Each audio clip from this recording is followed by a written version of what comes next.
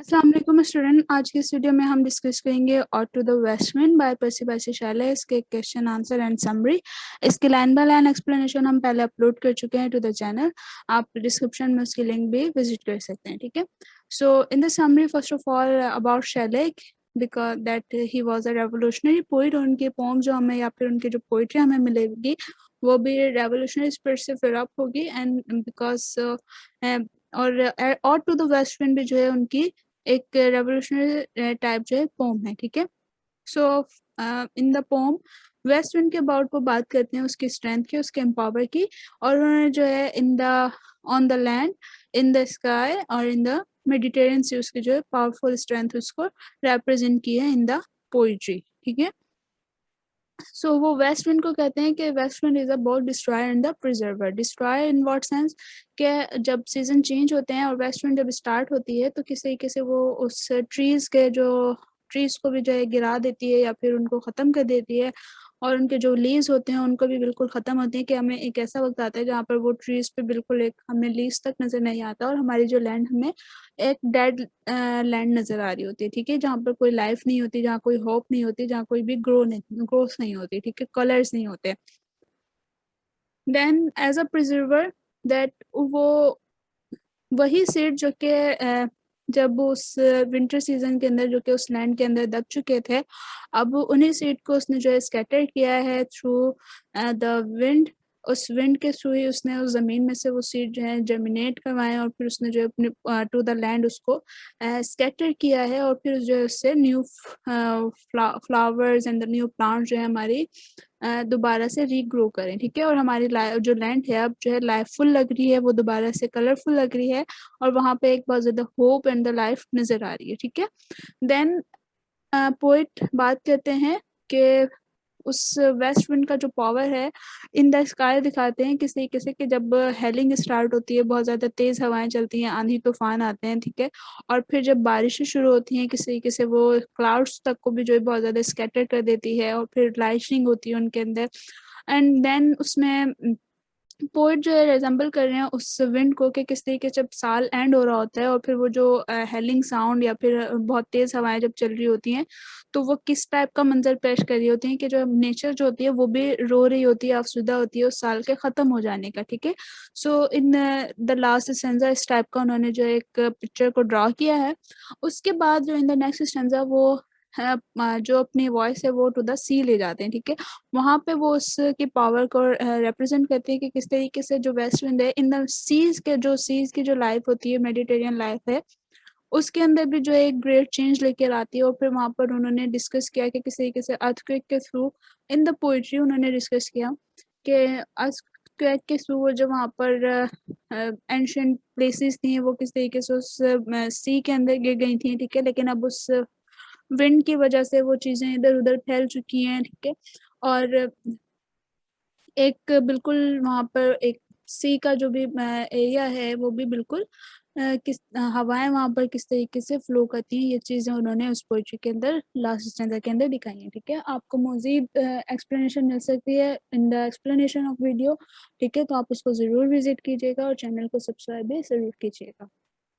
Then in the last stanza हम poet को देखते हैं कि वो बहुत ज़्यादा इन द सैड फीलिंग में है या वो बहुत रिग्रेट कर रहे हैं अपने लाइफ से, वो बहुत ज़्यादा इन द सैडनेस है बिकॉज वो उस लाइफ से उस होप्स उनकी जो लाइफ होप है वो ख़त्म होती जा रही है। और फिर वो चाहते हैं कि वो भी उस नेचुरल ऑब्जेक्ट की तरह हो जाए जो जिस तरीके से वेस्ट विंड है बहुत ज़्यादा पावरफुल एंड स्ट्रेंथफुल कि वो टू द होल वर्ल्ड वो अपनी जो पावर को रिप्रेजेंट करती है, ठीक है। So he wants to be the like the west wind, ठीक है। और वो चाहते हैं कि उन्होंने जो है वेस्ट विंड को as a medium of expression लिया अपनी सोल का और अपने हार्ट एंड वॉइस का, ठीक है।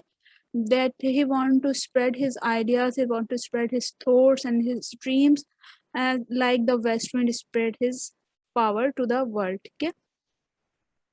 So this is the poem about और टू द वेस्ट विंड। अगर हम इसके क्वेश्चन आंसर को देखें, what is the quality of the west wind that the poet most admire?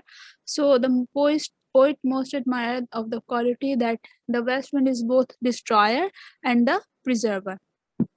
How does the poet describe the dead leaves which are driven by the west wind. The dead leaves are driven like ghost. ये हमें first stanza में मिलेंगे कि किस तरीके से जब dead leaves जो होते हैं वो किस तरीके को तरह से हमें लग रहे होते हैं कि एक वो गोस्ट की तरह हमें नजर लग रहे होते हैं जो कि इधर उधर फिर रहे होते हैं, ठीक है, उड़ रहे होते हैं।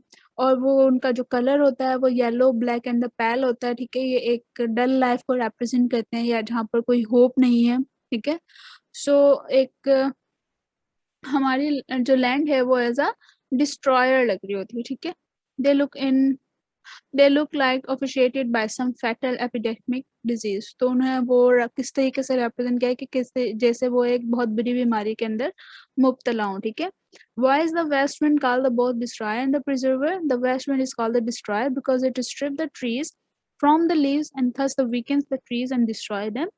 The west wind is called the preserver because it scatters the seed which keeps lying in the soil and grow into plants when spring comes. ठीक है? So that's why it is called the destroyer and the preserver. How does the poet compare the cloud with the leaves? So the leaves are the mercy of the west wind which keep them flying in the air. The cloud are also at the mercy of the west wind, ठीक है? So and the leaves and the clouds are both are the merciful for the west wind because so that they scatter here and there. So the leaves are flown from the trees and the clouds are flown from the seas. Why does the poet call the forest a lyre? The poet called a forest a lyre because the leaves of the forest make a sound when the wind blows. The forest thus resemble the lyre, making a musical sound from the resulting of the leaves. Lyre is a musical instrument. और फिर poet ने in the poetry कहा था कि जो forest है वो as a liar लगता है बिकॉज जब वहाँ से वो हवा वेस्ट विंड गुजरती है तो वहाँ पर एक खूबसूरत साउंड प्रोड्यूस होता है जो कि रिजेंबल करता है to the sound of the lyre. Paraphrase in your own words the last stanza. The poet begged the fire's west wind to treat him as it treats the forest and make him as the instrument of its expression. In this way, his dead thoughts may be scattered all over and give birth to the new ideas in this world. They will also prophesy a new order of things since which winter comes, spring cannot be far away. ठीक है। सो वो जब कहते हैं कि जिस तरीके से तुम वर्ल्ड को जो है बिल्कुल एक न्यू लाइफ उसके अंदर लेकर आती हो तो अब वो चाहते हैं कि वो उसके वेस्ट विंड जो है उसके साथ भी बिल्कुल इसी तरीके से करे कि वो उस डेड थॉट्स को जो थी वो ख़त्म हो जाए, उसको ख़त्म कर दें और उस डेड सोल को उनके अंदर से और फिर जो है एक न्यू आइडियाज़ उनके जो दोबारा से रीग्रो करें और फिर वो अपने आइडियाज़ को टू द वर्ल्ड रिप्रेजेंट कर सकें, ठीक है।